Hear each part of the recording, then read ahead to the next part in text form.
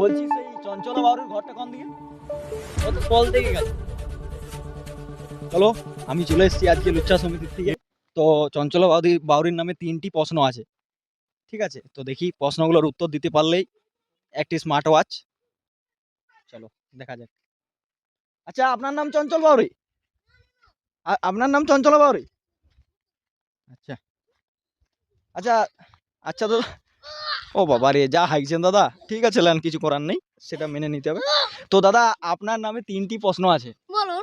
প্রথম প্রশ্ন, আপনার হাগাতে কি টুথপেস্ট আছে? Oh my god. দ্বিতীয় প্রশ্ন, আপনার কি মুখ মানে মিষ্টি লাগে? Oh my god. হ্যাঁ। আচ্ছা, আপনি নিশ্চয়ই চেটে দেখেছেন তাহলে। না না না, উনি বলবেন না। আচ্ছা, আরে বলবেন না। 3 নম্বর প্রশ্ন, আপনি যে খেজুর গাছে হাগছেন, আপনার কি এসির হাওয়া লাগছে?